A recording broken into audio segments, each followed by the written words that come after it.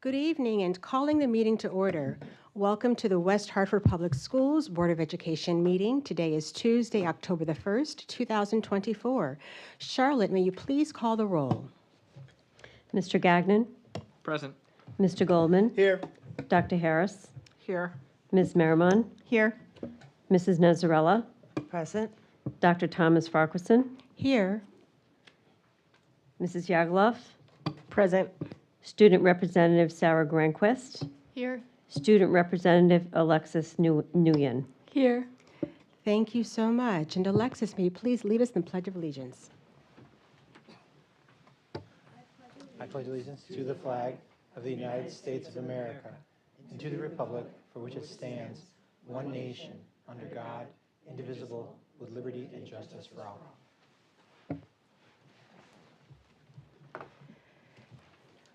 Thank you. We do not have a revision to the agenda order. Now we shall proceed to public communications. This is where we're able to hear from you, your thoughts, your questions, your suggestions. Each individual is allowed 3 minutes to speak, and we ask when you come to the podium to please share your name and your town of residence.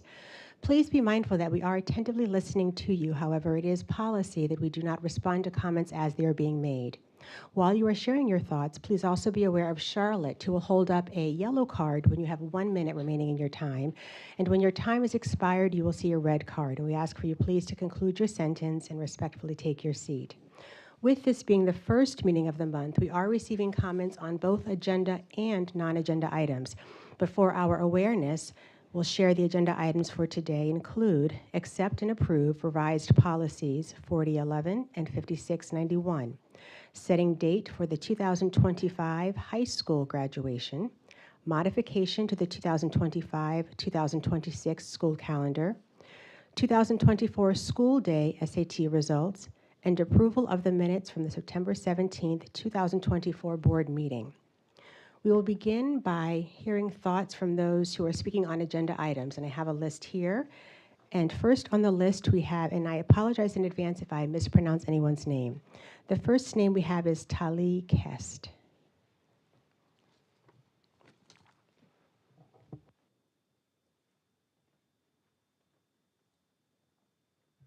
Hi. Thank you for allowing me to speak to you tonight. What I had planned to say here tonight has changed due to today's current events. As Jews in 2024, we are living through anti-Semitism. It is no longer just a part of history to which we had hoped it would be relegated. Today, we are faced with both an existential and a cultural threat. Today, Israel was attacked by missiles from Iran. Jews in Israel and all over the world have been watching anxiously. This attack on Israel is an attack on Western democracy. The story of the Jewish holiday Purim celebrates victory over just such an attack. But all over the world, we are faced with another type of anti-Semitism, one that tries to bully us into shedding who we are culturally and religiously, as had been attempted on Hanukkah. That attempts to tell us that we are bad for supporting the only Jewish state in the world.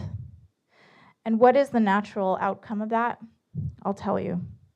When colleges fail to protect Jews all over the United States from verbal attacks and vilification, the logical outcome is what happened over the last 2 weeks. 2 students at University of Michigan and 1 at Pitt beaten up simply for being Jewish and showing their Jewish signs, wearing a Star of David. This is not happening in a vacuum. Unfettered radicalization of thought is dangerous. Please help combat that by giving these students a foundation. What we teach matters. We need to teach not just about anti-Semitism of the past, but of the current day, and also to celebrate Jewish contributions to society with the already federally recognized Jewish American Heritage Month. Thank you.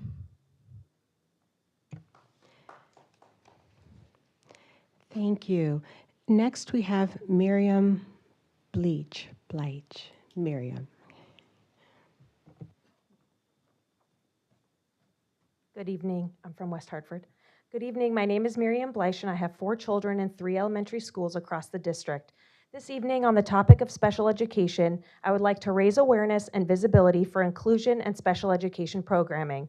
The buy-in to the philosophy of inclusion and the narrative for inclusion and the district's extensive special education services needs to start during transitions in preschool, in the early learning centers, then again into elementary, again into middle, and again into high school and beyond. Special education programming is not a secret, nor should it be. We have come a long way since 1975 when the Education for All Handicapped Children Act was passed to guarantee equal education, equal access to public education for children with disabilities. In 1990, this was renamed to the IDEA, which further expanded on the inclusion of children with disabilities into regular classes, focused on the rights of parents and creation of IEPs. And yet, we still have a ways to go. So here we are in West Hartford, including students with IEP and 504 plans, because I do think it's important to acknowledge that 504 accommodations still require utilizing resources. This is almost 30% of our student population receiving special education services.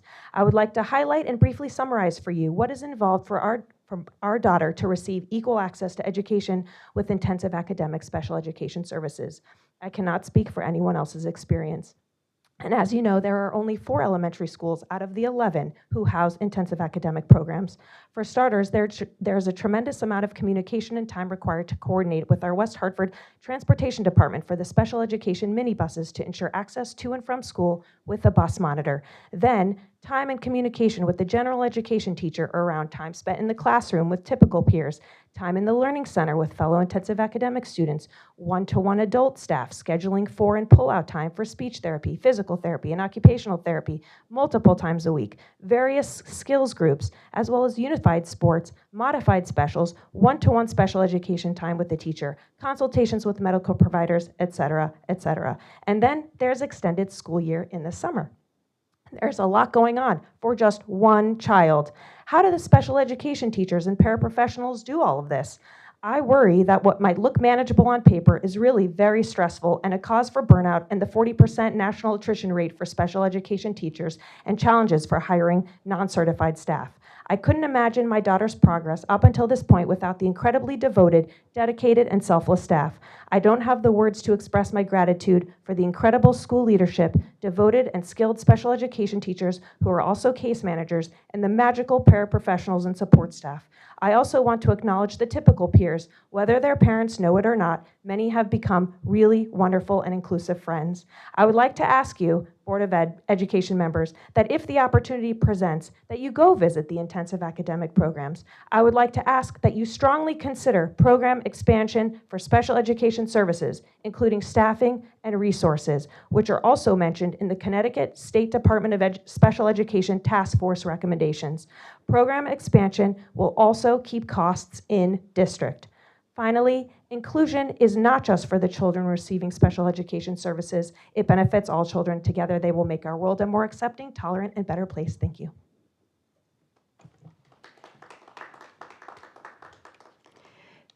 Thank you. That is all who we have signed up speaking on agenda items. Before going to the other list, would like to ask if there is anyone who would like to speak on an agenda item. We have another list for open agenda, other items as well, but specific to agenda items. Okay. Please share your name and your town of residence.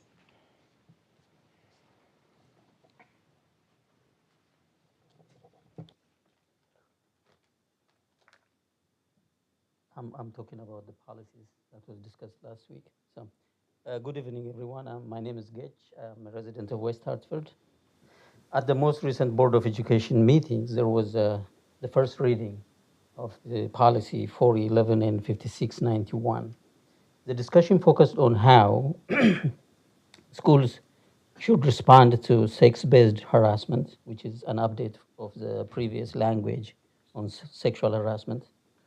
I also noticed several crafted terminologies being introduced, such as sex stereotypes, sex characteristics, pregnancy-related conditions, sexual orientation, and gender identity, among others. These policies would extend the school authority, essentially positioning it as a low-level enforcement body within the community rather than focusing exclusively on education. Any complaints of discrimination that occur outside the school settings should be handled by the appropriate law enforcement agencies, not by the school. This appears to be a clear case of overreach by the school system. Another concerning aspect is that the policy would require the school to investigate comments like, boys can't take cooking class, or girls don't do auto shop. These are some of the examples given 2 weeks ago. Isn't it that ridiculous? If these policies were enacted, the school would become a speech monitoring authority, deciding what can and cannot be said. This could seriously affect our children's freedom of speech. What about the First Amendment of the US Constitution? Even more alarming is the potential chilling effect on students' expression. The idea that the school officials may now intimidate children into silence of expressing opinions that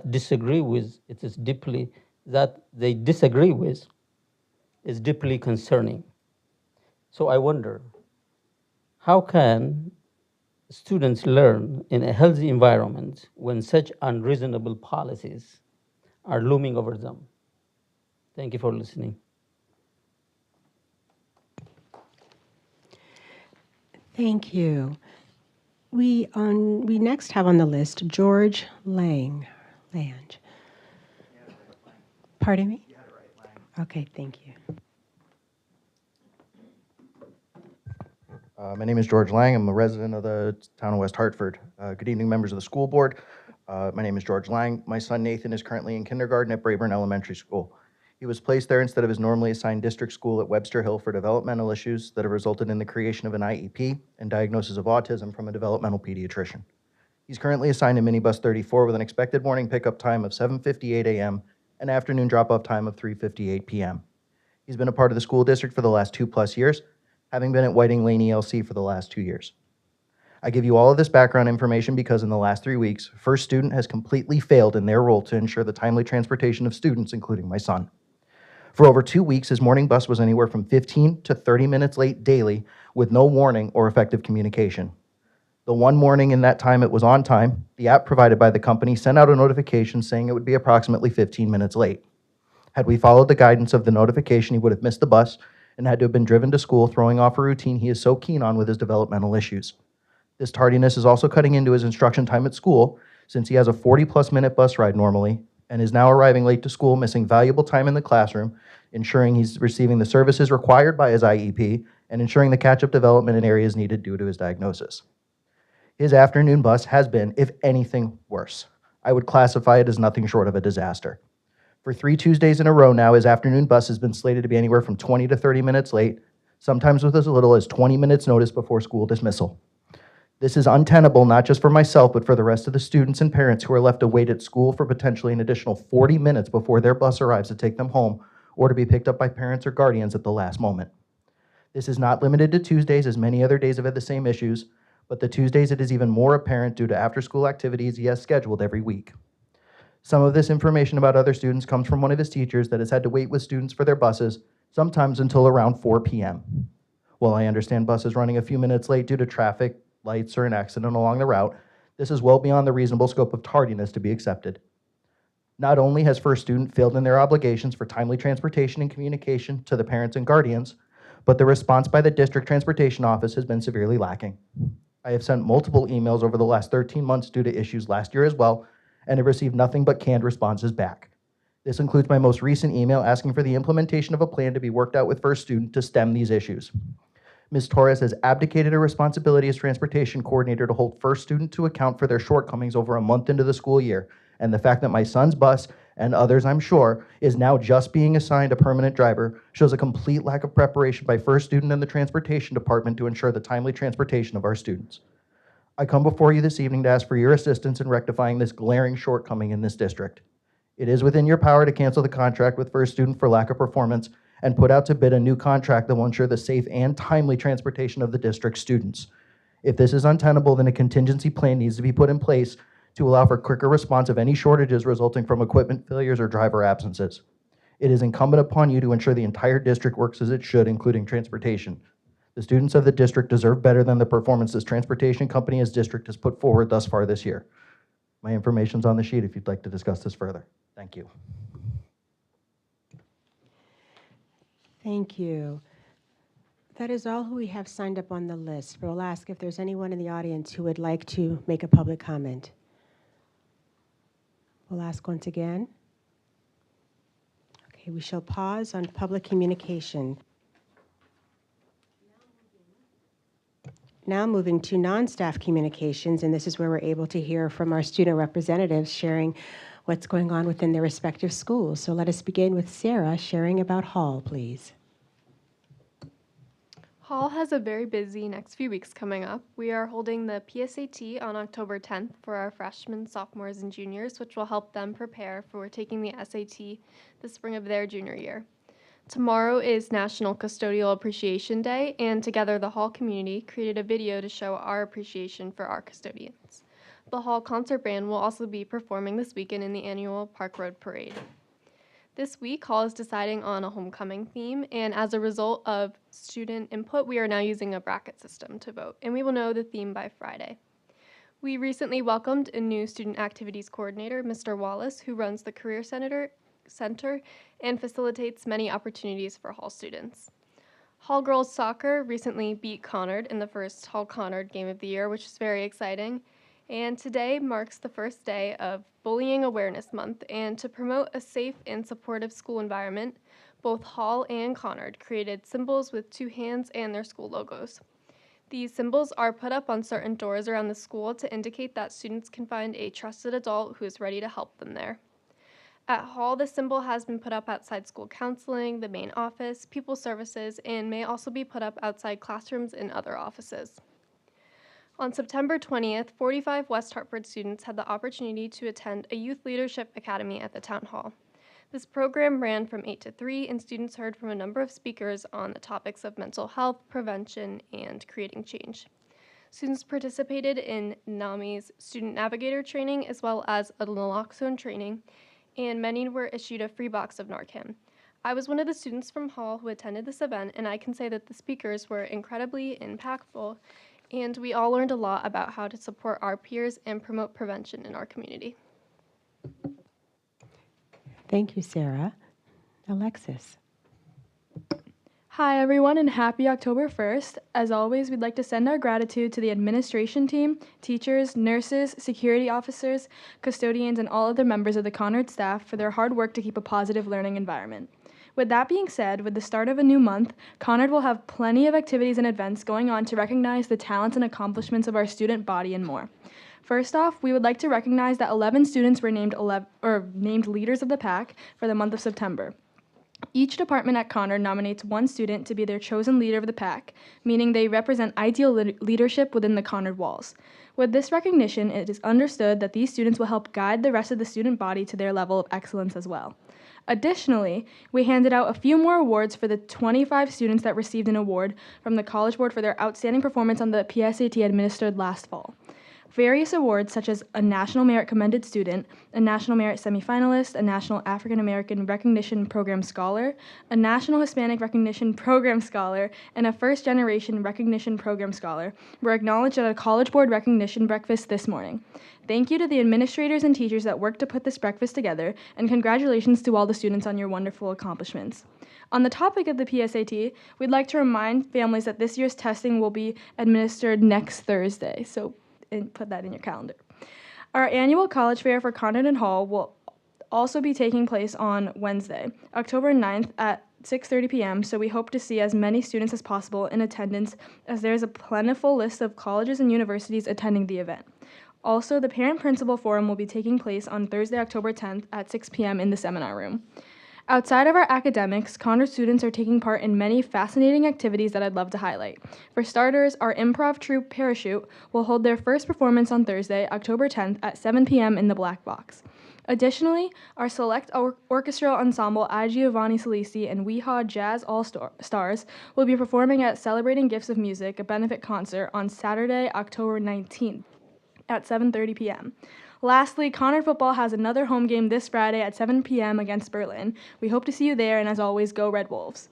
Furthermore, we do not have school this Thursday, October 3rd, or 2 Mondays from now, October 14th, due to Rosh Hashanah and Indigenous Peoples Day.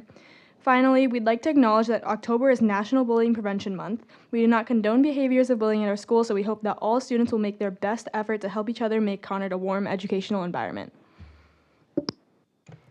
Thank you, Alexis. Thank you, Sarah. Thank you both. Thank you both. You represent your schools well.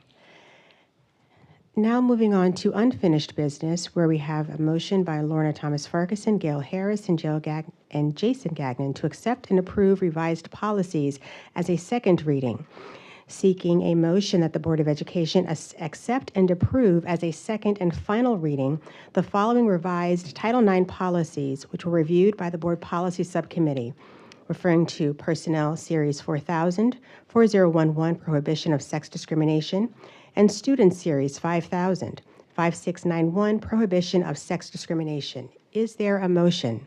So moved. Thank you, Jason. Is there a second? Second. Thank you, Shannon. Discussion. So thank you, Dr. Merle. You are here before us as part of our policy subcommittee, and we know, teammates, that these policies were originally brought before us. These are policies that are ones that are federally mandated, and so in essence, by law, we are obligated to follow them. However, we do follow the process of presenting them before the board and voting on them. And so with that, we'll open the floor for questions or comments.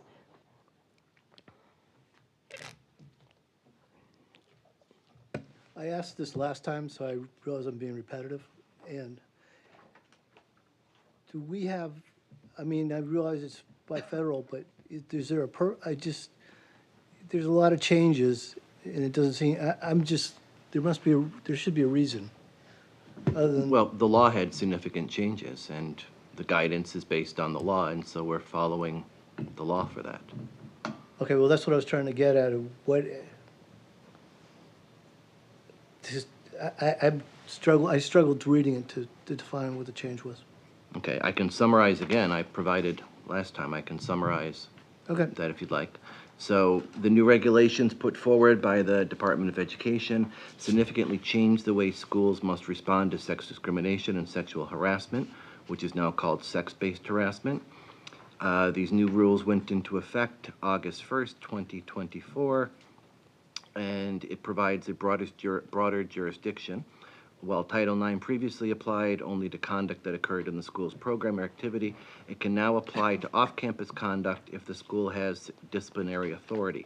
In Connecticut, that can mean conduct that occurs off-campus if there's significant enough nexus or impact to school, which is a significant disruption to the educational process. Under the new rule, there's a broader definition of sex discrimination and sex-based harassment, so more conduct may be considered as a Title IX matter. Discrimination on the basis of sex includes discrimination on the basis of sex stereotypes, sex characteristics, pregnancy or related characteristics, or conditions, sexual orientation, and gender identity. Notably, Title IX was expanded to significantly include protections for LGBTQ+ individuals. Connecticut has had these protections for a long time under CHRO orders, so that is not a new change for Connecticut. It talks about the definition of sex-based harassment, having three types: hostile environment, quid pro quo, and specific offenses such as sexual assault, dating violence, domestic violence, and stalking.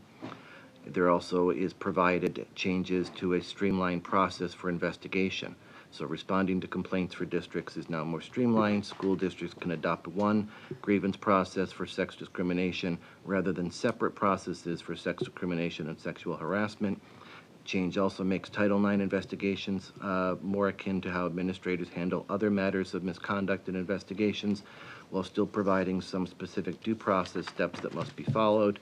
In addition, districts can adopt a unified process where one person or a team of people can conduct the investigation and make the decision, instead of the current or the past system of having to have separate investigators and decision makers. Okay. Can I ask one follow-up question? Sure, I doubt I'll be able to answer, but give it a shot. No, I'm sure you will. You mentioned off-campus. Is that a school activity or a non-school activity? It depends. And as the lawyers will tell you, that's the answer you're supposed to give when unsure of something on that. Because it does depend, Ethan. It depends based on the nexus. Right now, we have, there's a disciplinary authority for off-campus events if there's a nexus to the school district. Right. If it involves an impact or a major impact on the educational community or on the operations of a school. Wouldn't And that- so that same thing could apply in this case. But wouldn't that be a school-related activity, or, to me, nexus means there's interaction. Nexus in this case means that there's a connection between behavior that occurs and the school district Okay. or a school in question. Good. Any other, Gayle? Yeah, so I wanted to just give a heads up to all of my colleagues here that I'm going to vote against this policy, both of these policies. And because I'm on the committee, I just wanted to give a little bit of an explanation as to why.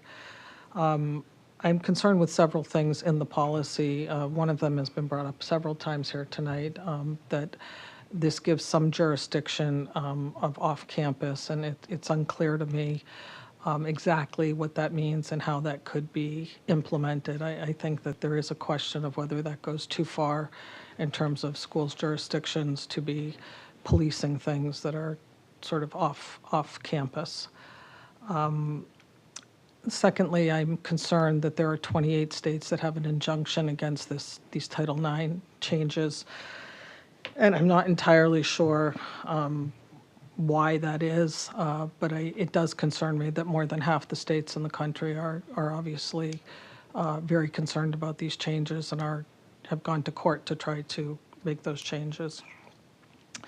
And lastly, I am concerned particularly about how this Title IX is going to affect women's sports, and if, in fact, this will cement the end of women's sports. It's unclear to me how this exactly would affect women's sports, but I do believe that it will in some shape or form. So for all of those reasons, I am going to vote against both policies when we take a vote. Yes, thank you. And Gayle, want to say, respectfully receive your thoughts, and thank you for sharing them. Thank you. Ethan? I just wanted to follow up. Thank you, Dr. Moore, for the explanation. That's what I was looking for. Okay. You're welcome. Other thoughts or comments? Jason? It sounded like, and I may have misheard this, on the nexus connection, that already exists under state law, correct? Correct. It exists for things like discipline and other actions, and so this is simply establishing it, again, at the level for the sexual discrimination or connections there. And it's not, just to clarify, the school district is not going out and policing this. I mean, if there's a sexual issue or a sexual assault that occurs somewhere, then that's a police issue. Where our connection is and where our responsibility is, parents or students have a right to invoke this Title IX investigation and ask the district to get involved in a Title IX investigation if they feel that somehow it is impairing or impacting a student's ability to access their education. So we're not actively out there investigating, but we do have a responsibility when something is brought to us to investigate and to make sure that hurdles are cleared. So in that case, it would give students and families a vehicle to seek some kind of redress, some kind of Correct. help from the schools. Correct. And if there was a proper nexus there, then the schools could do that. Correct. On the issue of the state injunctions, which I think I brought up at the policy meeting, those, just as to my understanding, it's not the states themselves that are imposing injunctions. There are groups who have brought lawsuits in various states. That's correct. And as part of those lawsuits, while those lawsuits work their way through the system, through the various federal districts, that some courts have chosen to put an injunction in place until the underlying case is resolved. Correct, based on having membership at a state level of people that are in this group or in various groups and have joined into the lawsuit, is my understanding as well. And then on one final issue, if I may, on the issue of how this may impact women's sports, obviously I'm the father of a female athlete. This is something I do deeply care about, I think about very often. I believe that those policies are actually covered under SIAC's policies, and so whether or not there's interplay here is kind of moot, considering that at a state level, the state has already decided what those policies Exactly. would be. Yeah, the state has made that determination. And again, we follow the state guidance on that. And if the state guidance changes, we follow that change guidance. Yeah, thank you. You're welcome. Thank you. Thank you, Jason. Other thoughts or, yes, Claire? And if I recall, 20, 25 years ago, there was a change in state law that said that things off the school campus that affected the school were now some of the responsibility of the school to get involved if it affected the school, so that our care of the kids could be affected by something that happened off campus, that we had to not just say, you're out of the school building, it's the school day's over, our job's done. It no longer was that way anymore. And I remember that change happening, and the teachers we were educated about why that change happened. Thank you, Claire. Any other questions or comments? Okay. With that, we have a motion on the floor. We now shall proceed with voting on the motions. However, I am going to ask for a roll call vote, please, Charlotte, just to distinguish and respect where we are voting. So beginning with policy 4011, Prohibition of Sex Discrimination, will we please have a roll call vote? Mr. Gagnon? Aye. Mr. Goldman? No. Dr. Harris? No. Ms. Merriman? Aye. Mrs. Nezzarella? Aye. Dr. Thomas-Farquharson? Yes. And Mrs. Yagaloff? Aye. The motion passes. Moving on to policy 5691, Prohibition of Sex Discrimination. Roll call vote, please. Mr. Gagnon? Aye. Mr. Goldman? No. Dr. Harris? No. Ms. Merriman? Aye. Mrs. Nezzarella? Aye. Dr. Thomas-Farquharson? Yes. Mrs. Yagaloff? Aye. Thank you. The motion passes. And with that, I'm going to ask for us to pause for just 2 minutes, please. Just a 2-minute recess, please.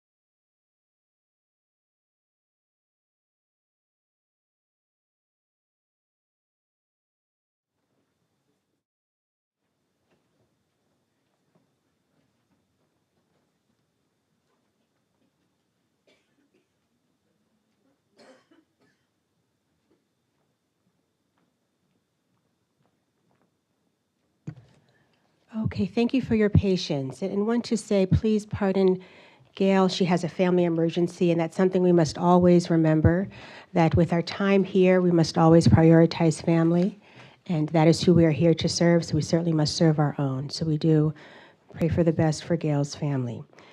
Continuing on now to new business. Setting a date for the June 2025 high school graduation, seeking a motion that the Board of Education vote to set the date for this year's high school graduation on Wednesday, June the 11th, 2025. Is there a motion? So moved. Thank you, Shannon. Is there a second? Second. Thank you, LaToya. Discussion. Mr. Vicinas. Thank you very much. And thank you all. I'm going to reference you to page 14 in your board book. It's not a dramatic amount of information. Just so for background, I'll let you know that many years ago, the Connecticut legislature made the change that allowed the boards of education to set graduation dates earlier. Previously, the rule had always been that you had to wait until like April before you could set the date. But that change was made in response to a lot of communities, which also our own, folks who like to make plans, like to have folks who travel, who may be coming from out of state to attend graduation. And so with that, we've been following a practice for the last several years to set the graduation date early on in the school year. And in our practice, we try to avoid graduations typically on Mondays or on Fridays. Generally, the weekdays are the best, just to ensure safety of students moreover than anything else. Our last day of school currently is scheduled for June the 11th. Now, while I may anticipate some emergency closings due to weather this winter, generally it's been our practice to be able to set that date for seniors and then hold to that date. And with a graduation date of Wednesday, I feel very comfortable that we can do all of the necessary programming and have an excellent graduation for them on Wednesday, June the 11th. So that is my recommendation, and up for any further questions that you may have.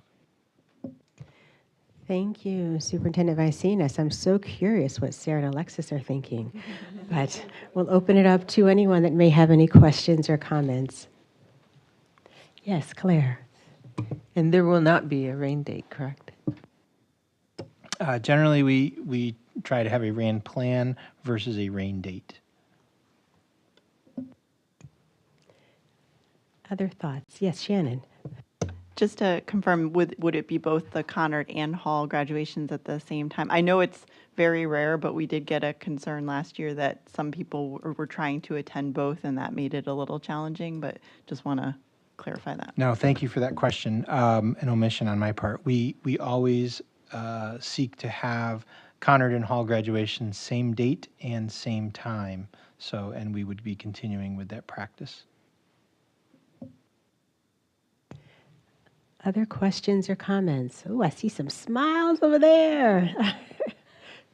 All right, with the motion on the floor, all of those in favor say aye. Aye. Any opposed? Any abstain? The ayes have it.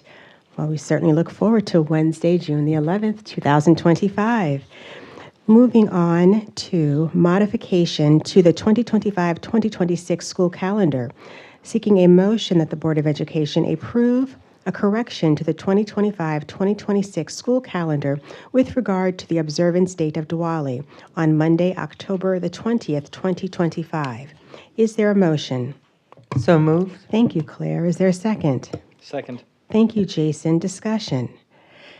So, Mr. Vicinas. Thank you again. So I'll point out first and foremost, this is not the current year calendar. This is next school year's calendar. And apologies on my part that we identified an error. We had previously listed Diwali on the celebration of Diwali on the incorrect date. So we've made that correction to October the 20th that you can see. If you reference page 16, you'll see a box around October the 20th representing a school holiday or vacation, a day which the school is not in session. And then you'll see that it is appropriately listed about a third of the way down the center column under important dates. So this is really a piece of bookkeeping to correct a date we had previously erroneously identified. Thank you. Any questions or comments? With the motion on the floor, all of those in favor say aye. Aye. Any opposed? Any abstain? The ayes have it. Thank you very much. Now moving on to staff communications and reports, where we now shall receive our superintendent's report. Mr. Vicinas, back to you. Well, thank you so much. I have a few celebrations that I want to share and some other comments. But I begin with one for Conard High School. Conard has recently been named a National Banner Unified Champion School, which is an honor bestowed by the Special Olympics nationally. I'm sure you're saying, well, what was that again? A Special Olympics Unified Champion School is a school that has been identified as having an inclusive school climate that exudes a sense of collaboration, engagement, and respect for all members of the student body and staff. A unified champion school receiving national banner recognition, as is the case for Conard, is one that has demonstrated a commitment to inclusion by meeting 10 national standards of excellence, which were developed through a national panel of leaders from the Special Olympics and within the education community. So it's a huge congratulations, not only to Conard High School, specifically to Tracy Kelly, who is one of our physical education teachers at Conard, Lisa Daly, our physical education supervisor, and realistically the community as a whole. So I'm very excited with that announcement. I'd also like to put a spotlight out on one of our special education teachers, Alicia Cohen, who is an assistive technology specialist. She's been selected as a panelist for the upcoming New England Assistive Technology Annual Summit that will be held this coming November. The event itself is focused on supporting educational professionals and administrators in the K-12 realm with accessibility solutions, assistive technology, and augmentative alternative communication tools and strategies for their students with disabilities. The team that has identified Alicia, the NEAT team, New England Assistive Technology team, is enthusiastic about Alicia's specific efforts and her achievement in the field, and sought her out specifically for this opportunity, so we're very pleased. I won't repeat, Alexis gave the recognition for Conard and the phenomenal student scholars who won recognition from the National Merit Scholarship Program, and I know that Hall High will be hosting a very similar recognition of students in the coming weeks, and just separating those by a little bit. And I also want to thank both Sarah and Alexis. They both identified October as kicking off National Bullying Prevention Month. October also houses World Mental Health Day, which will be, as I understand it, on October 10th. And as such, it's only, as I think about what we've been seeing in the news, and the fact that, October has events within it. We're coming up on the 1-year anniversary of the terror attack by Hamas. We see a lot. It's appropriate for us to talk about supports that are available in our school for students, anyone really in the community that may be suffering from any feelings of anxiety or concern for any number of reasons, through our exceptional professionals within our school counseling staff and our clinical staff. So as we think about this, whether it's bullying, whether it's anti-Semitism, whether it's Islamophobia, whether it's any form of mistreatment or something that makes you doubt your own identity, we have folks that are ready to help support and provide spaces for our students in the school and all of our students. So I want to give a shout out to those professionals and to all the efforts that are going in. On the topic of school safety, I want to share first a positive. I want to share that West Hartford Public Schools has been recently spotlighted as a model district by the Director of Emergency Management and Homeland Security for the state of Connecticut, based on our security and our emergency response planning. This acknowledgement is a reflection of the professionalism of our school security office, those in our employ at our schools, as well as our collaboration with the West Hartford Police Department, right down to our crossing guards. I am thankful to the team as a whole and to our broader community for what is done to make our schools safe. And school safety is an area that we continue to read about in the news. There have been several articles, both in our local journals and the Hartford Current as well, with school threats being communicated, mainly through some online postings. A local news article I read last week cited more than 35 such threats here in Connecticut since the Georgia shooting of September 4th. That's an average of just over one a day. Now, we, as you know, have not been immune to these, and while we're relieved when a threat itself can be determined to be non-credible or something that was a hoax, the response to any potential threat is significant. It ties up resources, it can be anxiety-producing, and it takes away from law enforcement and our educational mission and our security mission. So it's been a topic. It's been a topic at the state level. I was at a Hartford area superintendents group this morning, and it was a significant topic across area superintendents.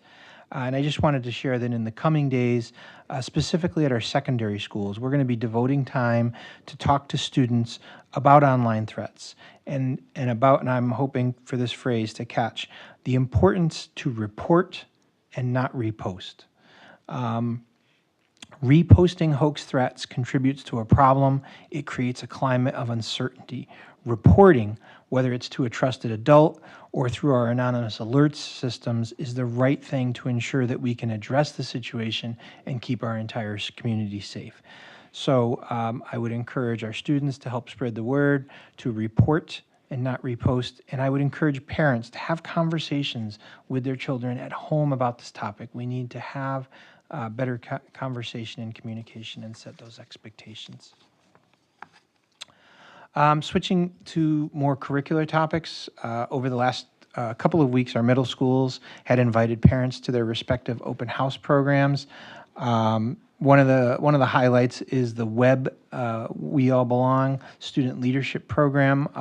I'll send out a copy of these notes, and there'll be a link in there of a video that highlights specifically our sixth grade orientation at Sedgwick Middle School and the role of those web leaders, just to give you a better sort of understanding of what that looks like. But I wanted to spotlight the web leaders, the faculty advisors across all our schools, and give them a thank you for a job well done.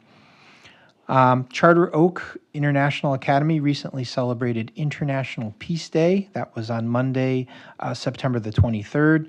The program featured students reciting the Peace Pledge, songs from the 4th and 5th grade class, and remarks from Victoria Christgau, who is the founder and executive director of the Connecticut Center for Nonviolence.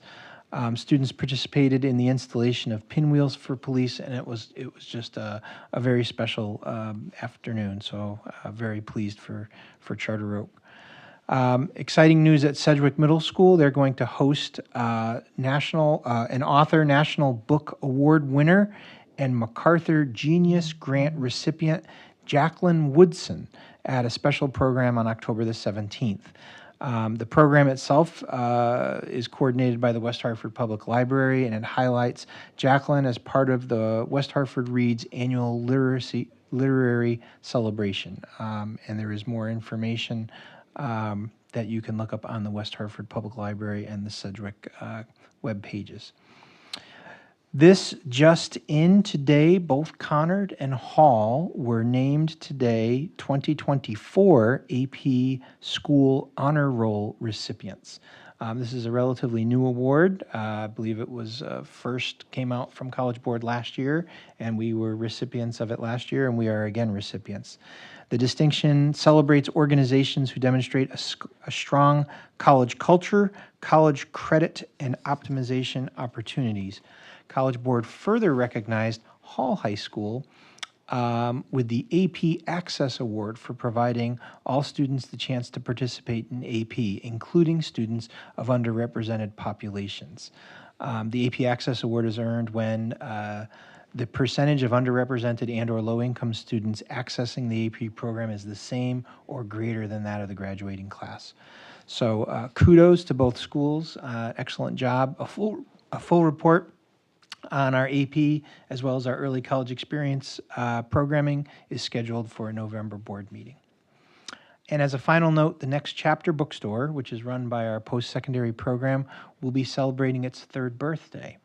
And alongside that, we will be doing a celebration of a recently published and illustrated book, Turning Pages Together, which was created by our program students. So we hope that you as a board and members of the public might join us on Friday, October the 4th, this Friday, at 10:30 a.m. at the bookstore, right here downtown, 13 South Main Street, West Hartford.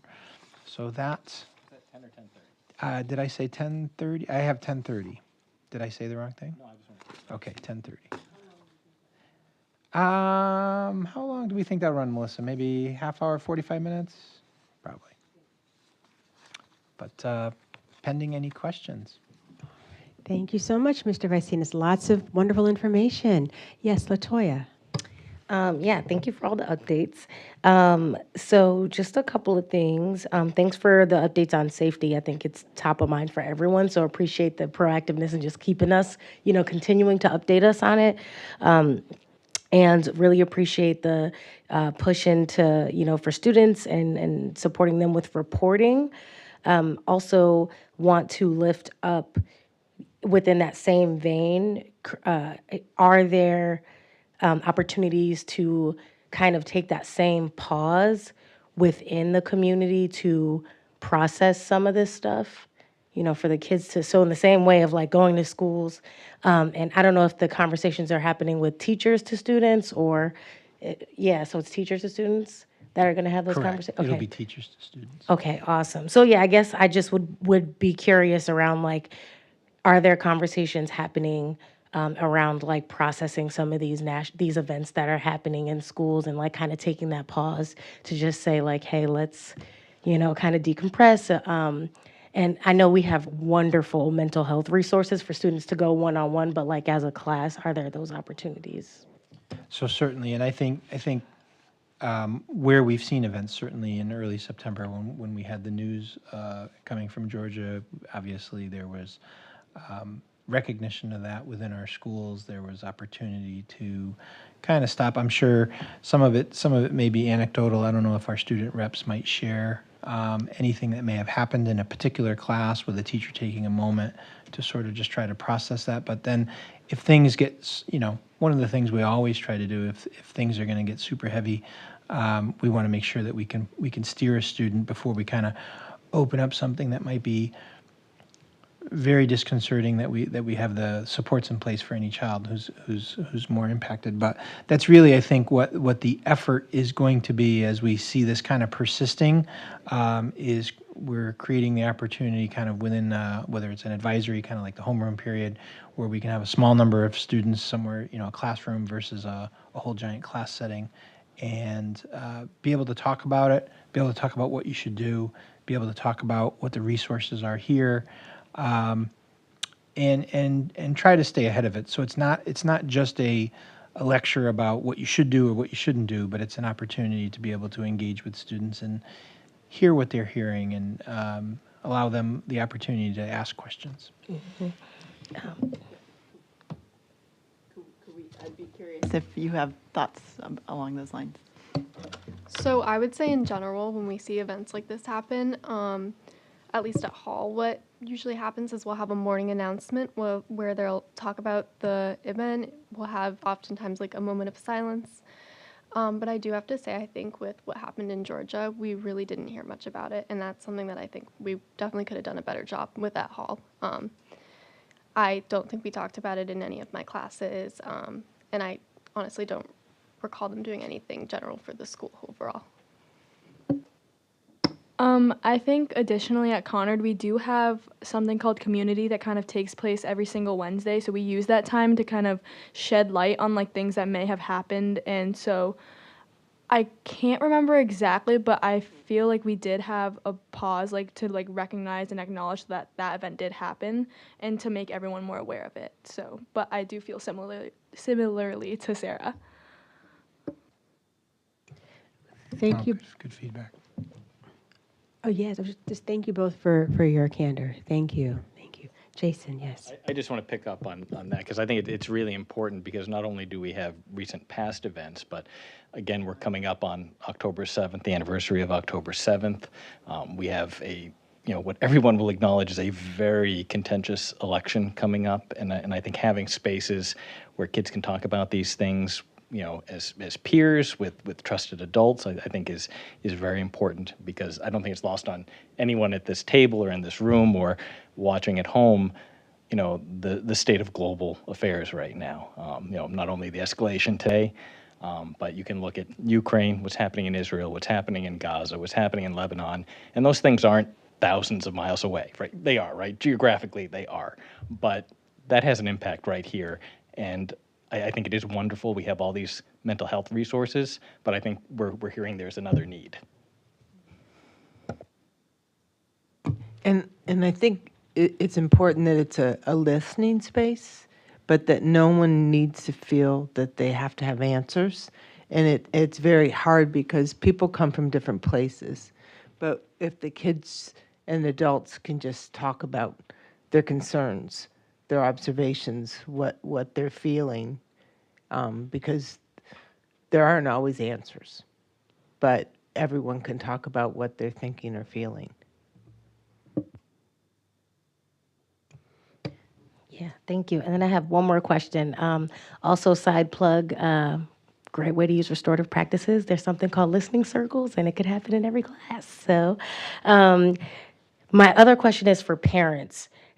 It's funny because I am a parent, but I'm going to say it hypothetically. Like, if I'm a parent and I want to have these conversations with my kids at home and I don't know how, are there resources I can get from the district? Can I come? Is there just something like a one pager to kind of help me get these conversations started? I think one of the things I notice with parents too is like we're dealing with things as well as they're happening and like in our own way, and sometimes we might try our way of processing with our kids and it might not be the right way or the way that they're being taught in school. So are there resources for parents to kind of help bridge those gaps and have those conversations too, especially because we really want to encourage those conversations happening at home so students can show up and promote an inclusive environment? Yes. Thank you for that question. Short answer, yes. More explanation. There's a letter that's going to be coming out from the state. And I don't know if it's going to come from the governor's office or directly from the commissioner of education.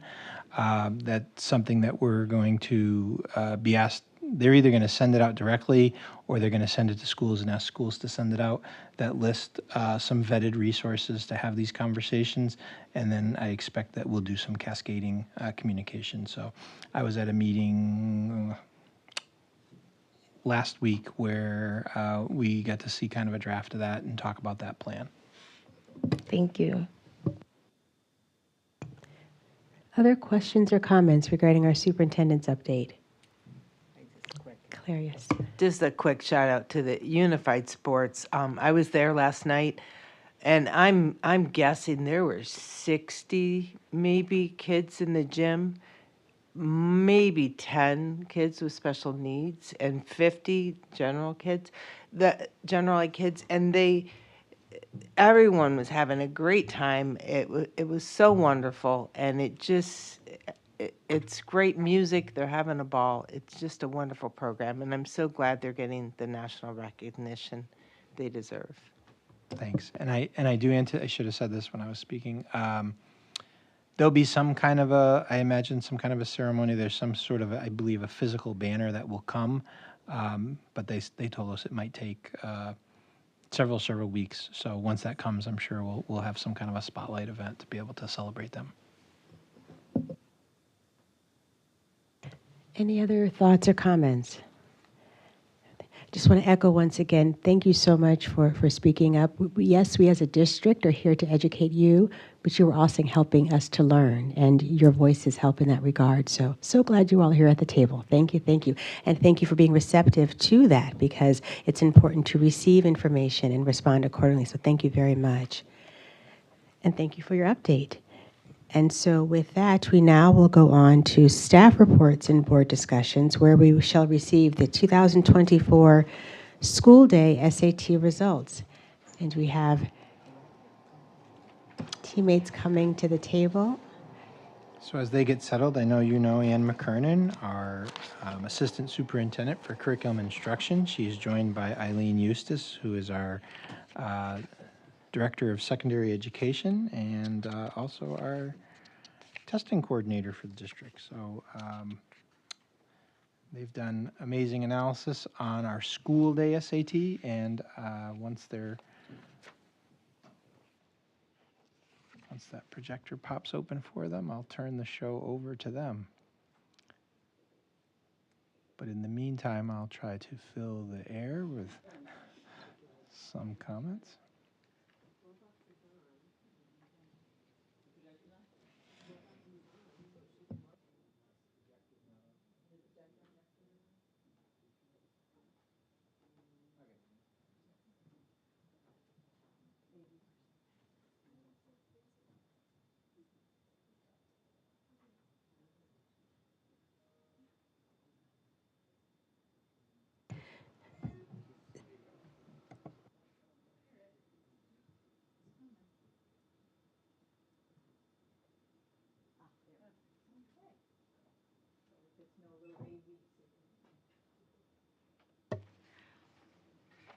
Okay, well, good evening. It's nice to see all of you, and we are prepared to give our 2024 School Day SAT results presentation. It's always great to have the students here because these are the children who took the test actually last March 20th, I think it was. Do you remember? Okay, yes. So we're going to, tonight we will give you some background and context to the assessment. We're going to spend a little more time on that tonight than we have in the past because there was a major revision this year. And with that major revision brought some, challenges, I think, to our students. So we'll talk a little bit about that. We will give you some, hopefully a good overview of the results as well as comparisons to how the state and similar districts are doing with this assessment. We will go further into key subgroups so you can understand, just not from the overall, but down a little bit a more discrete level of how our children are doing. We'll then follow that with some next steps, things we're learning from this, some key takeaways, and open it up for questions and discussions. But as always, you can ask questions whenever you like, so don't wait if you have a burning question.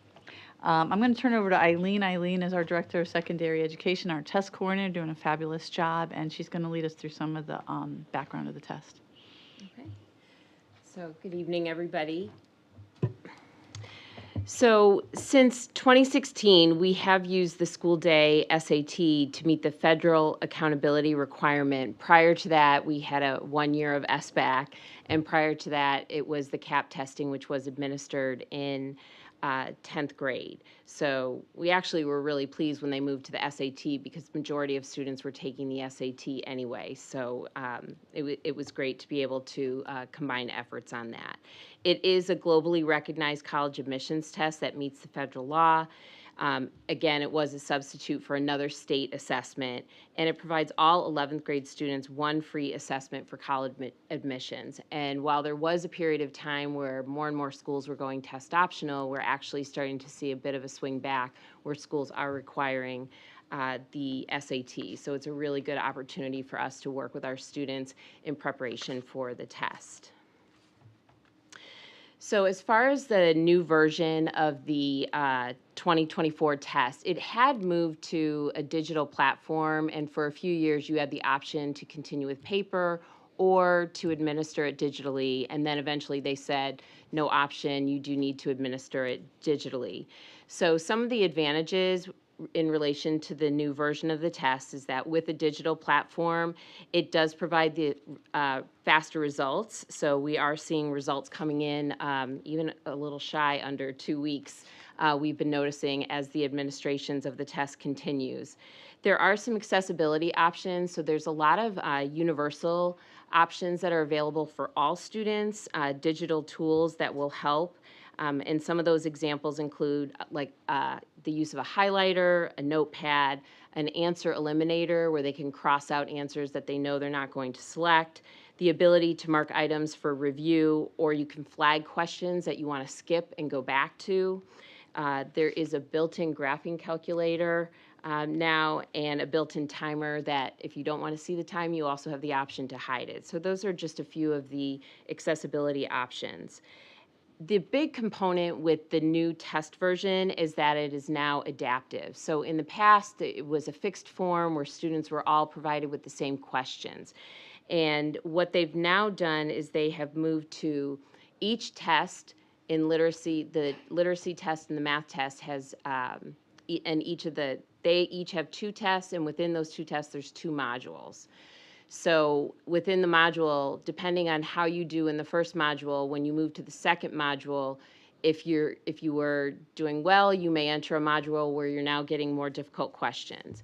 If you miss some questions, you may enter a module where the level of difficulty is a little bit different.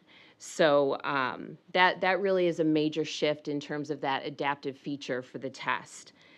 It is a shorter test. They did move to a shorter test. Previously, that test was 3 hours, and now it's just a little over 2 hours.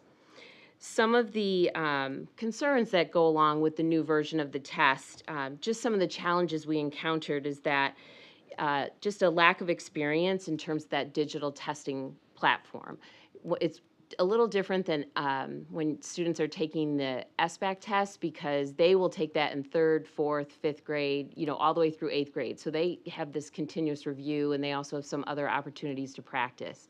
When you're taking the digital SAT, you do take that in 11th grade, and fortunately, we do offer a PSAT practice. So they are going, as with the digital platform, there is more and more practice that is associated with the test as we continue to move forward.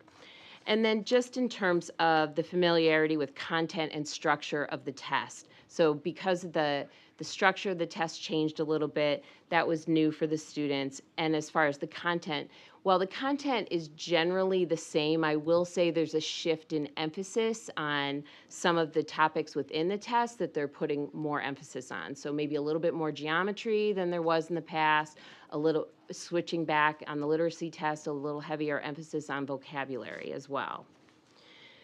So that takes us to, just in terms of some of the content, you can see what some of the changes were in terms of a focus on the comprehension and concise expression.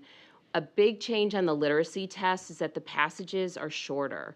So they range anywhere from 25 to 150 words, and there's one question per passage. So prior to that, they were very long passages with multiple questions. So students will move through shorter passages with one question, and they also embed nonfiction as well as informational text in the literary components. And also a strong emphasis on the understanding of central idea, use of evidence, and the synthesis of information. In the math section, there's more emphasis on problem solving and data analysis, and then a continued focus with algebra, geometry, and trigonometry. And it did appear that there was a greater emphasis on geometry. And the nice thing about the math test is that you can use the calculator on both sections of the math test. Previously, there was always one non-calculator section.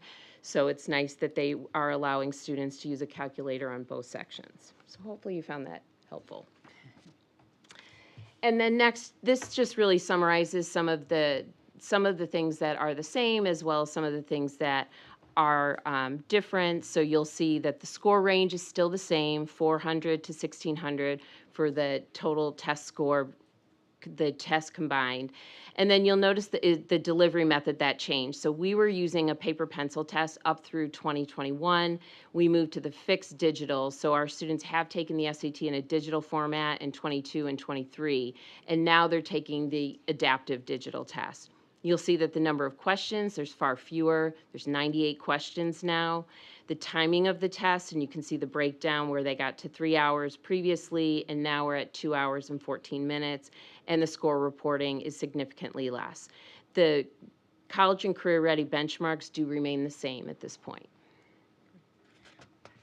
Thank you for that comprehensive overview. And before I get into the results, I can't help but look at Alexis and Sarah and say, I do feel for your class. You were the kind of guinea pigs here, going to a digital adaptive test and not having a lot of practice on this exact environment before. So, just before we dive into the results, any thoughts for you guys on how that went?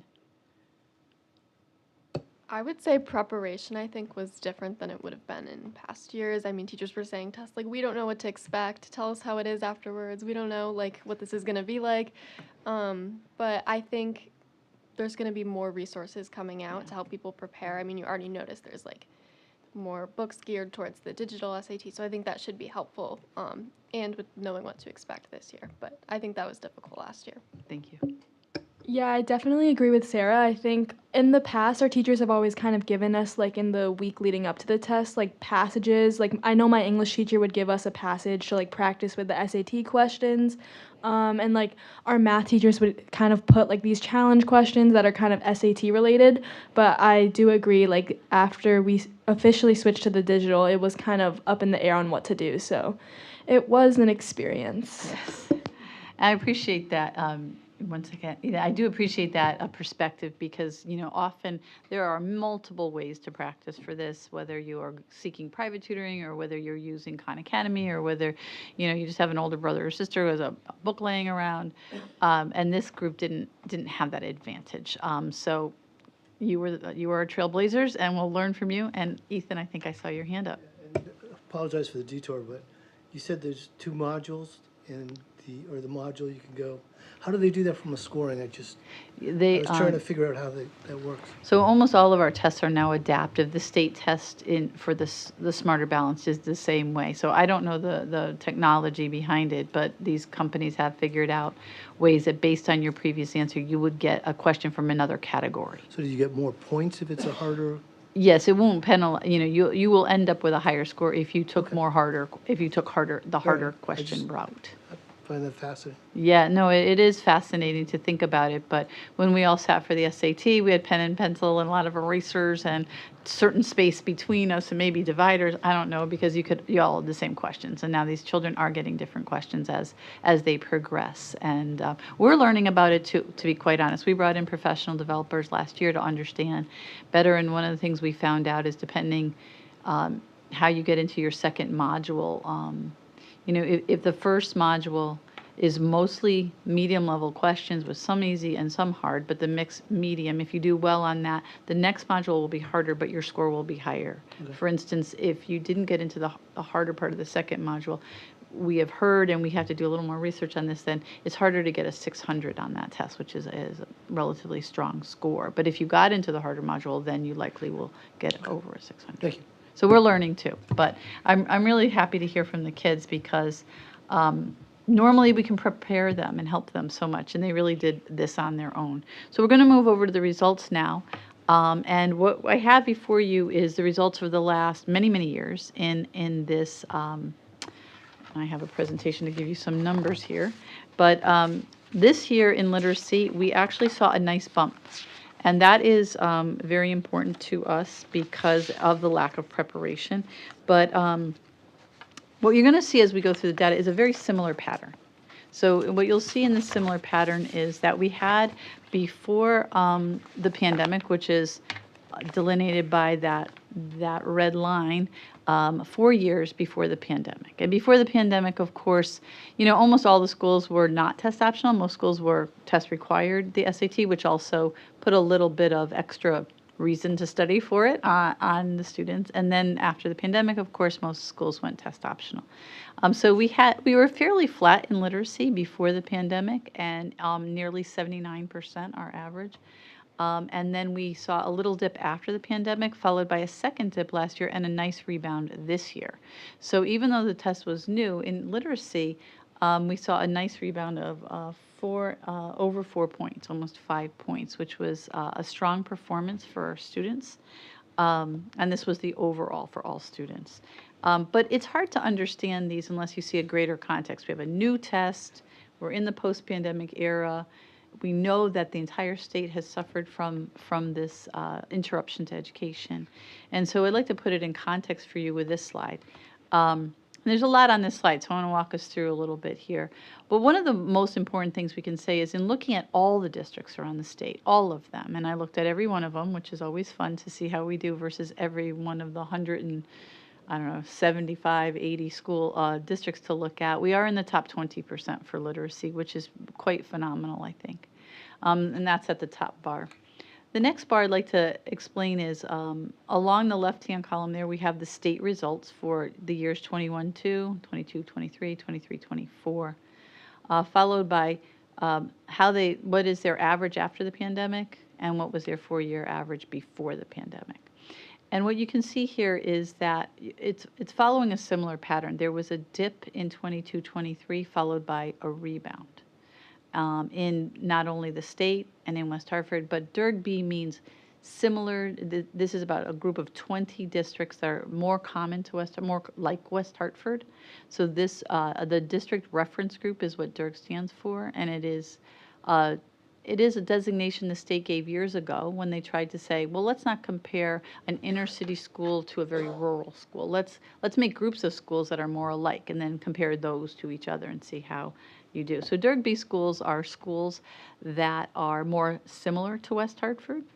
And what you can see here is that whether it was the state, West Hartford, or DIRG B, everyone seemed to have a little bit of a dip after in 22-23 and rebound. But what I like about West Hartford's performance is we rebounded very strongly last year.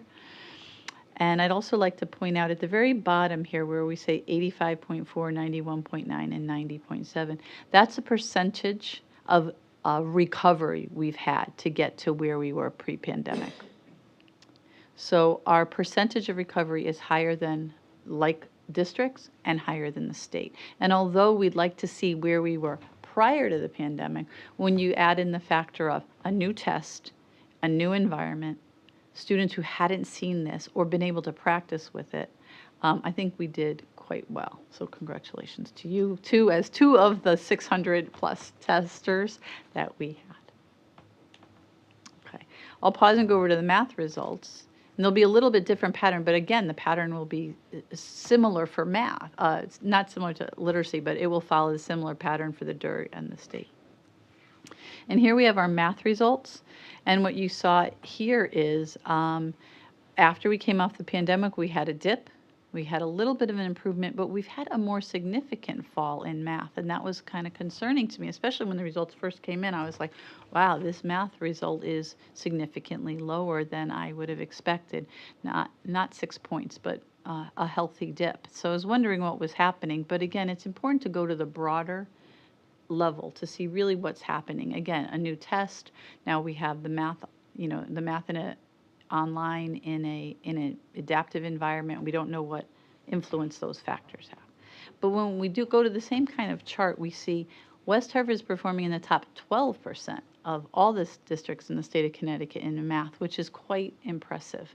Although we had the dip, you will see that the state also did and the DIRG also did. In fact, both the DIRG took a little bit more of a dip than we did from 2020 from last year to this year. And overall, we have recovered 93% of our pre-pandemic scores. So although I think when the scores were first coming in, I was looking at Eileen like, oh, geez, I wonder what's behind these numbers. Because you see these numbers at first and you're either very happy or they're flat and you're wondering what you can do better, or they're down and you're like, wow, did something happen? But in looking at the overall picture, actually the top 12% is a very, very strong performance. I would like to also point out that although we're often compared to other DIRG B schools, we tend to have a much higher ELL level than all those DIRG schools, maybe our proximity to a core city. We have a much higher free and reduced lunch rate than almost all DIRG B schools. At 26%, and most of the DIRG B schools are averaging more like 17%. So the performance is really strong given that we are recovering faster from the pandemic than our peers.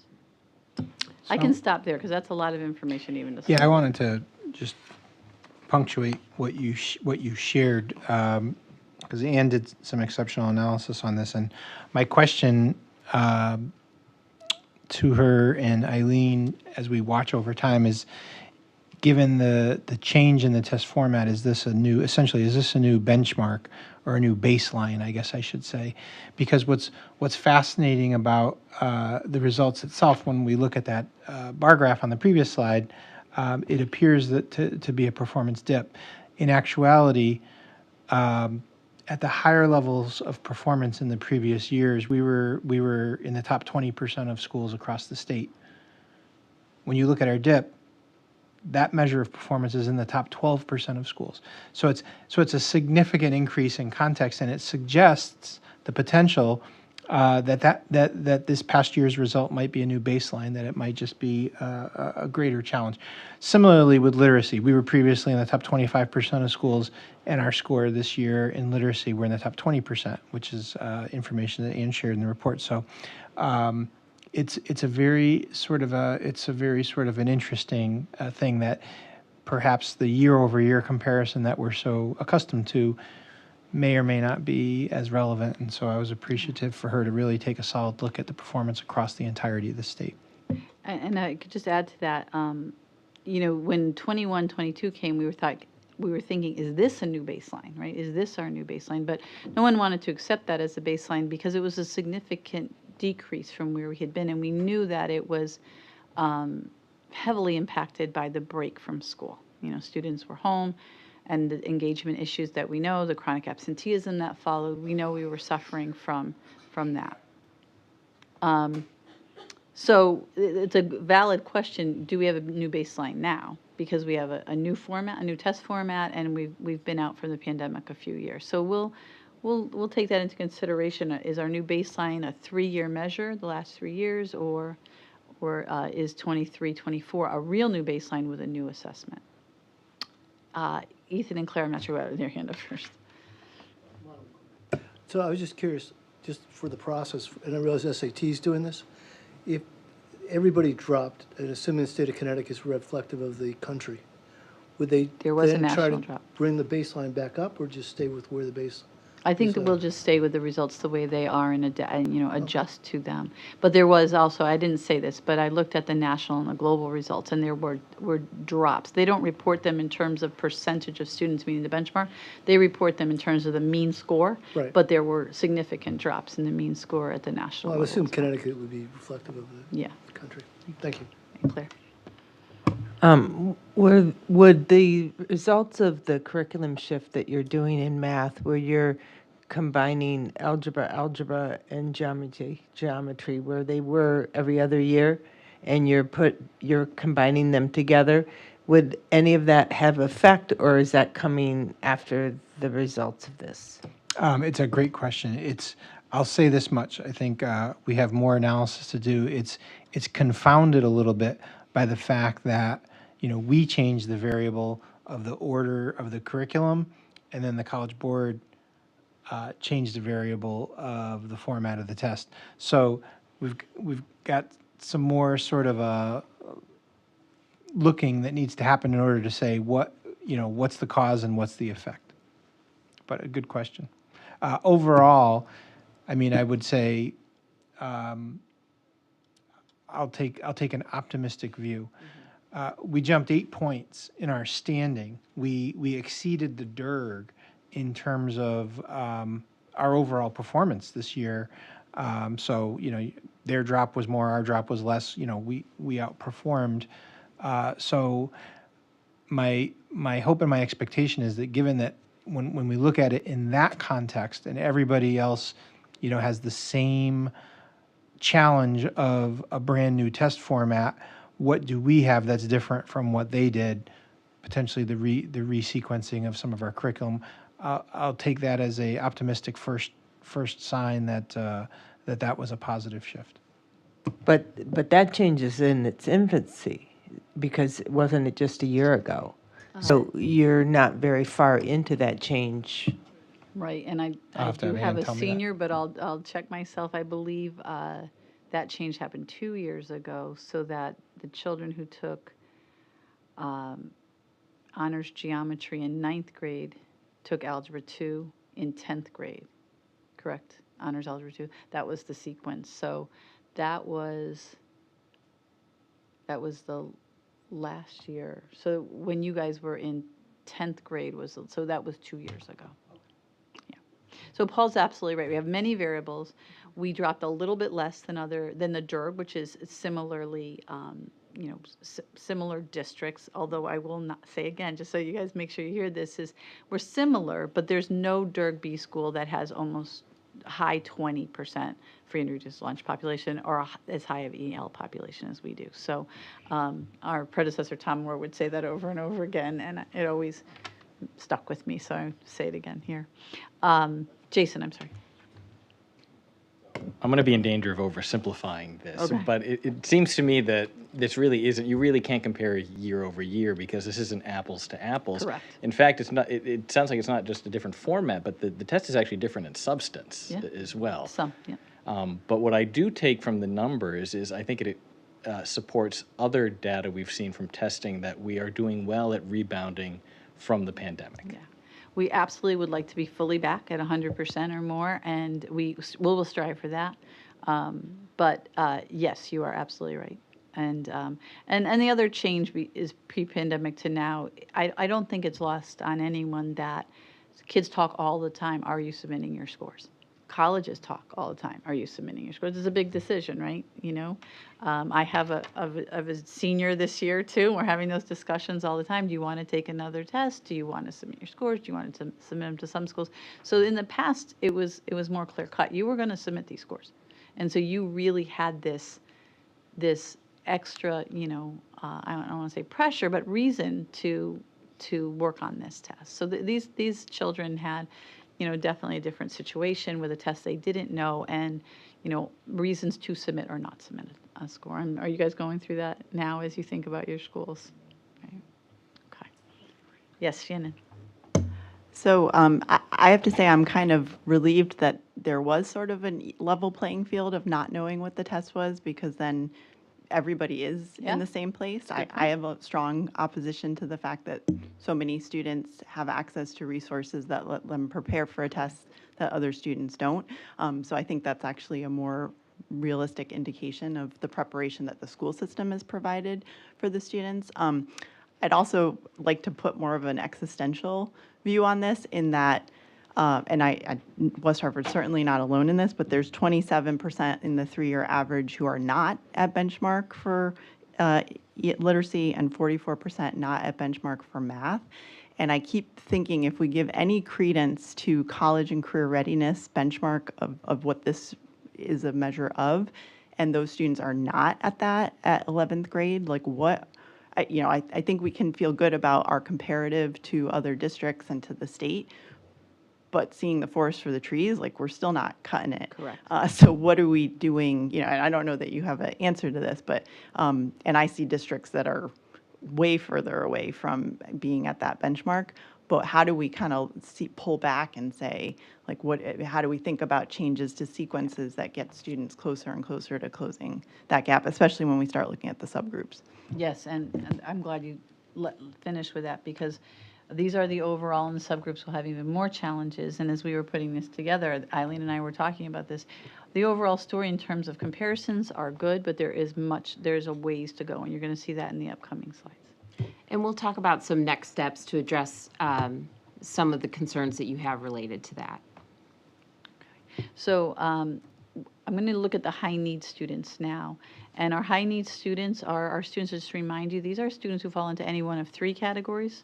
And these are the categories of if you're an EL student, if you are a student with student receiving with disabilities, special education student, or if you have free or reduced lunch. So if you have any one of those, you fall into a super category called high need students, because there are many challenges for our high need students. And our high need students followed the same pattern, where after the pandemic there was a drop, there was a drop off from pre-pandemic, then there was a drop in 22 in literacy, and then a nice rebound this year. But as Shannon pointed out, there are more than 50% of our high need students who are not college and career ready in literacy.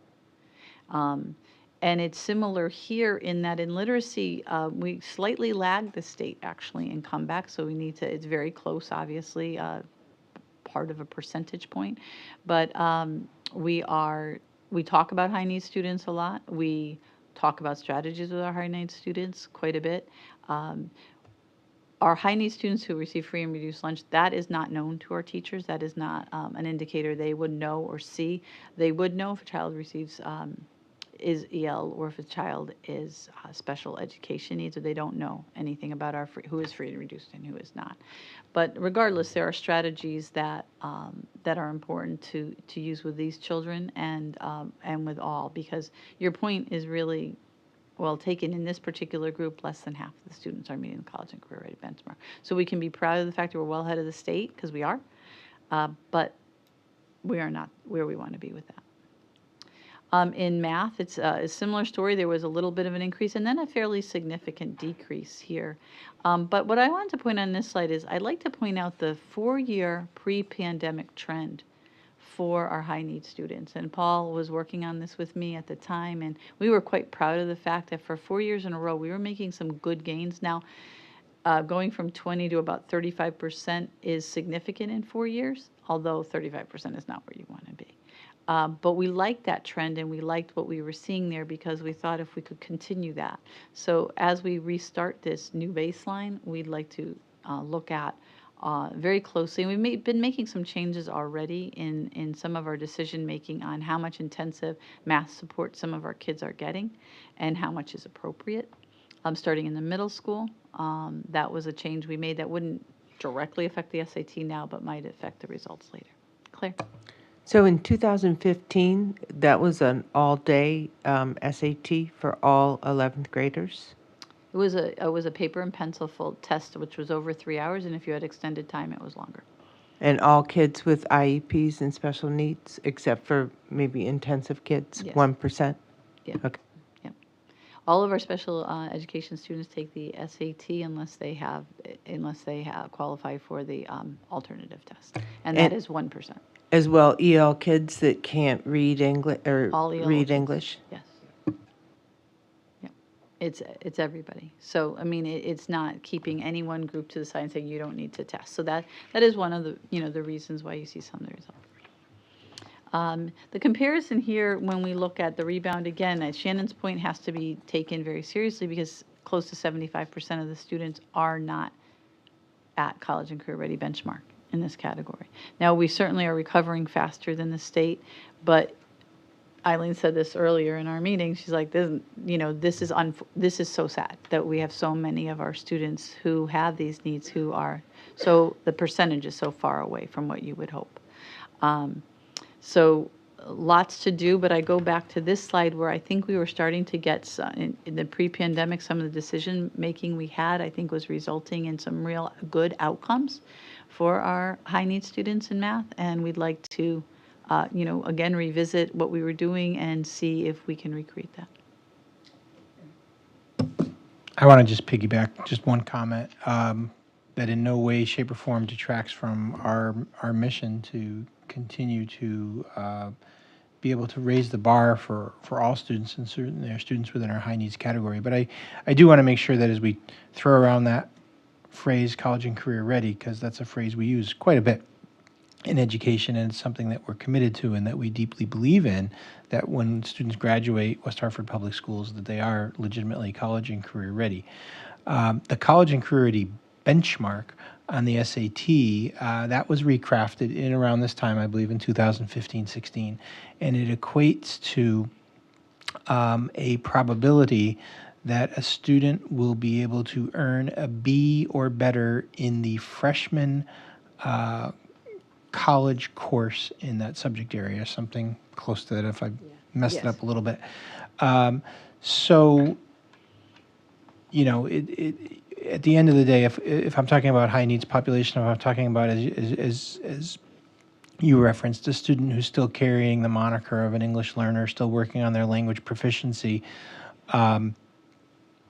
it's a tall order to necessarily expect that that student might necessarily in 2 years' time be earning a B or better in a college, literature class. Whereas, are we able to equip them with the skills? Definitely the language proficiency, habits of mind, and all of the rest to enable them to be college and career ready by the time that they're graduating, to have the opportunity to continue their education or be successful in the workforce. So I don't want us to have any the college career ready benchmark is still something I very much strongly believe in. But at the same time, I don't want it to be the only measure of what it means to be college and career ready when we're talking about the multiple pathways for all different students. Latoya? Yeah, so just along that, because that was the question I had is, are you seeing a correlation between this data and then like students' grades and overall performance? Because I also know for myself, I didn't do well on standardized tests, but I was a straight A student. So when you see, students, it may look like they're not, on the standard on the test, like how does that look in relation to their grades and their overall performance? Do y'all see a parallel in that? Do you see some change? All of those factors are really, really important. And obviously, I think it's really important just to reiterate what Paul is saying. This is a high benchmark. It is not a low benchmark, especially the math is very, very high. And I say that because I think there's less variability in what college math is than there's variability in what a college English class is. So there might be great flexibility in what college English is. So the benchmark of a 480 is still significantly rigorous, but 530 in math is really a first-year college math course.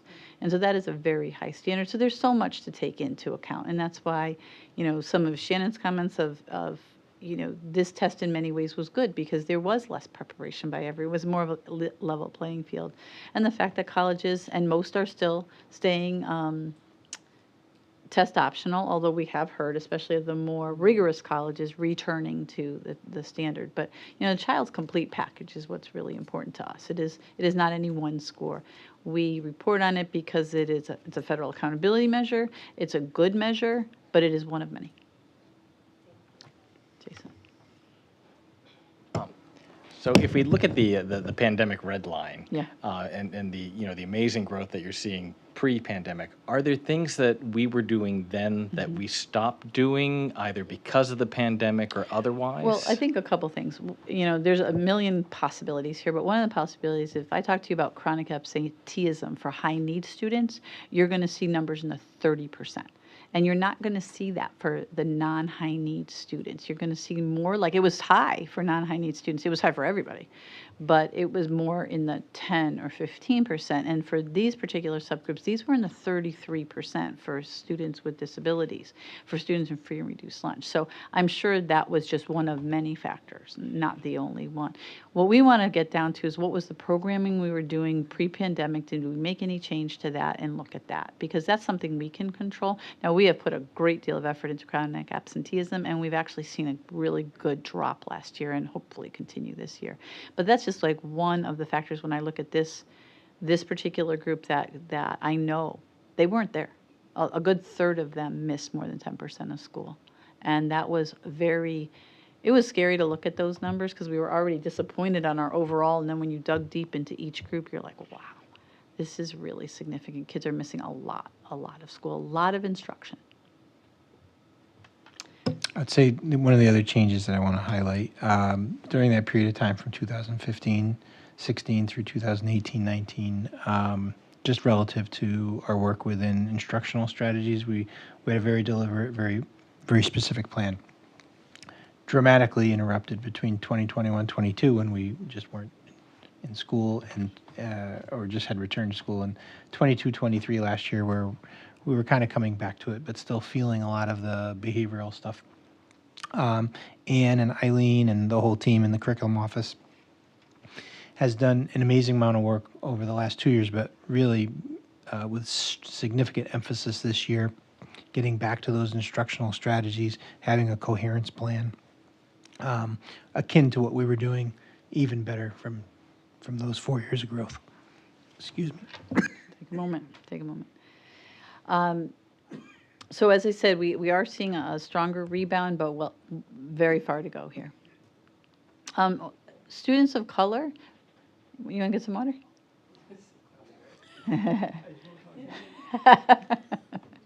We'll let Paul talk. Okay. Our students of color group is our students who are Black, Hispanic, or 2 or more races. And you can see the results similar to what I've been showing. This is results in literacy. There was a little bit of a drop last year, and like the other literacy results, a rebound this year. But one of the highlights here, and I always want to be careful when I point out any 1 or 2 groups because the overall N for these groups is not as large, so there may be only 50 to 100 kids in a subgroup here where there's 600 or 700 total in the group. But both the Black and Hispanic part of that subgroup in literacy really had very strong performance this year, going up more than the district did in literacy when I looked at the actual numbers, which I have here. That was a very nice performance from those 2 groups. The 2 race group, which usually does extremely well, had a little bit more of a drop this year, which is uncommon. We haven't seen that in the past as much, but it was nice to see our Black and Hispanic students really outperform the overall growth of the district this year, which was nice. Although, as Shannon's pointing out, and keep in mind, we still have about 50% of our kids not there. And that is not lost on us. Looking at the recovery, it is a similar trend we've seen, slightly better than the state, back towards pre-pandemic averages, but a long way to go.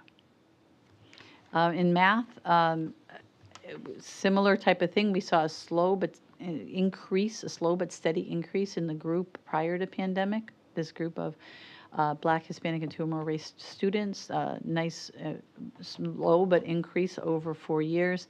And then like the overall math results, we saw a dip and then a second dip here.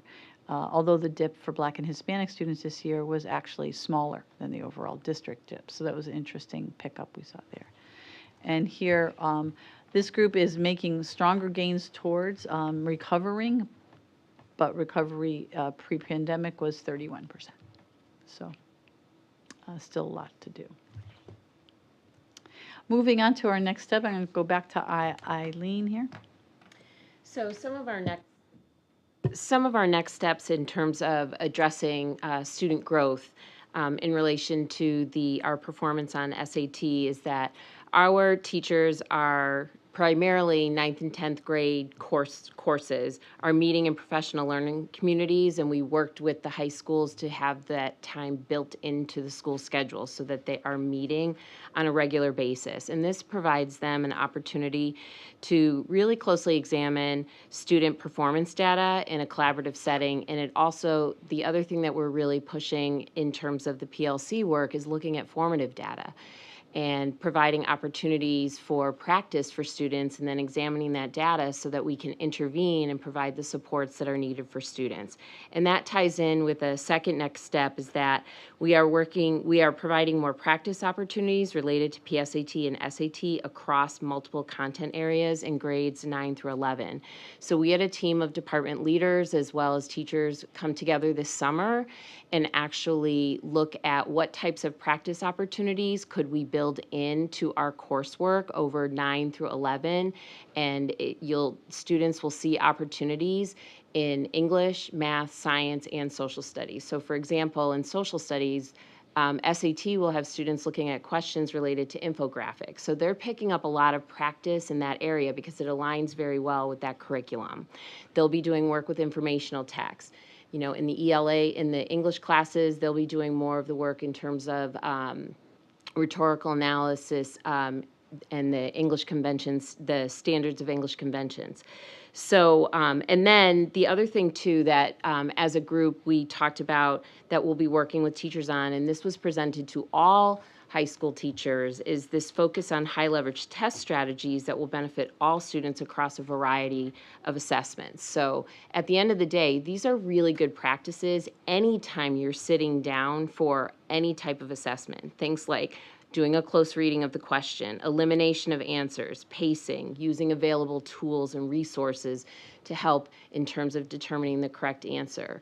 So again, the SAT, it's a really important measure because if you think about the skills that we're asking students to perform on that particular assessment, it's reading, it's writing related to communication, as well as important math skills. So it really does all work together, but I do want to concur that there are definitely other measures, but because our students, this is an important assessment for our students, we do feel it's important to provide increased practice opportunities built into our curriculum so that all students have an opportunity to have opportunities to practice and be exposed to the platform.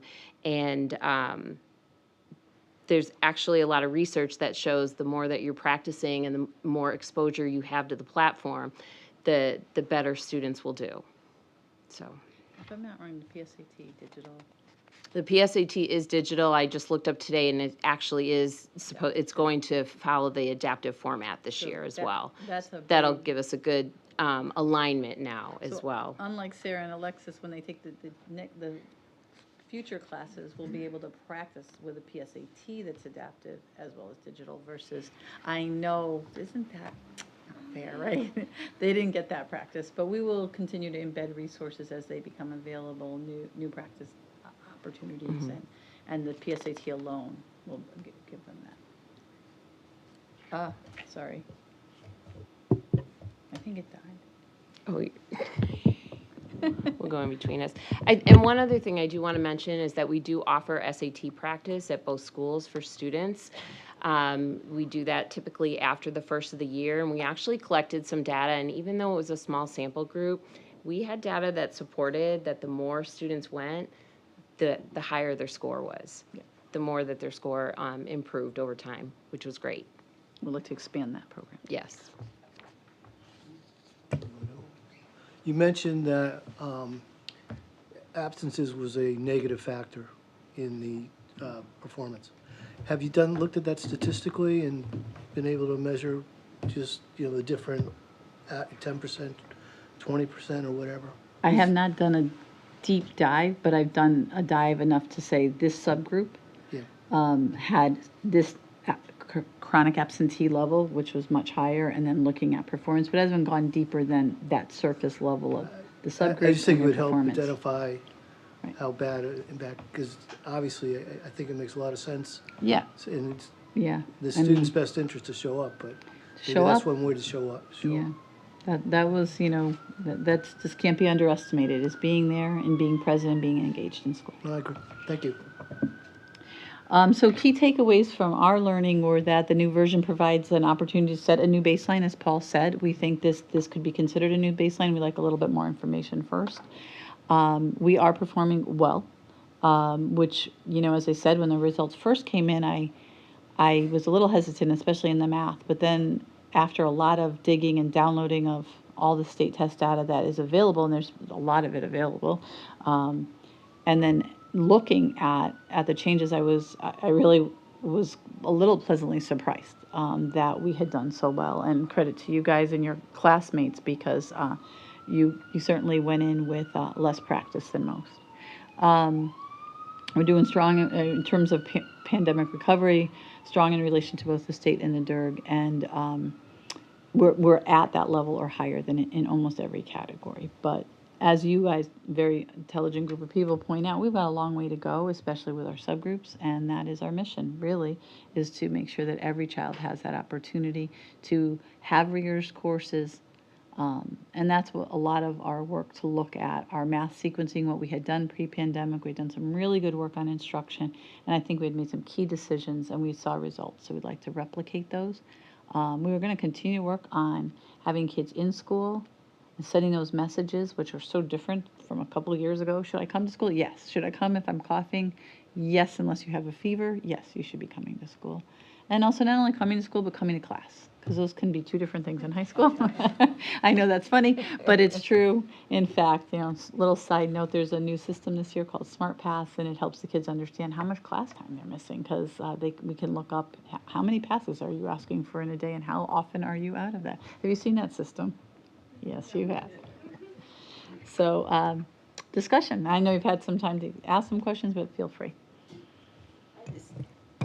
I just had a question. So this is everyone can take it, and everyone takes it in 11th grade. If you choose to retake, or is that an option? How does that work? What is the cost? Do you see a change in score? How often? I mean, how does that work if you say, I don't like my score, I want to take it again? And let many students do. So we offer the free one-time school day SAT program in 11th grade. And then if students want to take it again, they sign up for a Saturday test. And I think there's about 7 Saturday opportunities in the United States and maybe 6 internationally. And students sign up, and we have test centers. Conard and Hall are both a test center. Not in every single administration, but probably on like 5 of the 7. And students take those. Have you guys taken Saturday SATs? Right. And students will retake, and often they will do better with practice over time. They can retake as many times as they want. Even students who are applying right now to college, who are seniors, might decide, I want one more chance, and I'm going to take there's an October SAT, I believe. And a November, I believe, as well. So they take them on Saturdays, generally, at their own cost. There are fee waivers through the SAT if you have free and reduced lunch. But it's just one time. If for any reason you were in 11th grade twice, you don't take it twice. You only take this one free school day SAT. And they are coming out with more and more support materials. So, for example, College Board has 2 full digital practice tests on their website that is open and available to anybody that wants to take it. All students would have to do is they can get the Blue Book app, which is available for any student to download. And Khan Academy is a free resource. Khan Academy is a free resource. They were a little behind in terms of the connection with the new format of the test, but I actually was just in a state seminar the other day that talked about that Khan Academy is catching up, which is great. Other questions or thoughts or suggestions? Other feedback? All right. Well, thank you so very much. I do want to just make my often piece when you refer to this information. Thank you very much again for being very clear in describing high needs and ensuring that many times there is a temptation to put a racial or ethnic element into that, and appreciate how it's recognized that it pertains to language and socioeconomic status and disability. And when you extract out the socioeconomic status, that you see quite a range in variability in performance pertaining to race and ethnicity. So That is absolutely true. Absolutely true. Thank And I want to thank my co-pilots here, Alexis and Sarah, for actually chiming in and giving a little bit of the student perspective, because this was definitely it's needed to see what they experienced this year taking it. So it helps us to understand. So thank you. absolutely, we echo the thanks. Thank you both so very much. Watch your heads, yes, as you stand. And as we continue on with the agenda, we now will move on to routine matters, where we have approval of the minutes. Seeking a motion that the Board of Education approve the minutes of the regular Board of Education meeting of September the 17th, 2024. Is there a motion? I move to approve. Thank you, Claire. Is there a second? Second. Thank you, LaToya. Discussion or suggested edits? All of those in favor say aye. Aye. Any opposed? Any abstain? Abstain. Thank you. The ayes have it.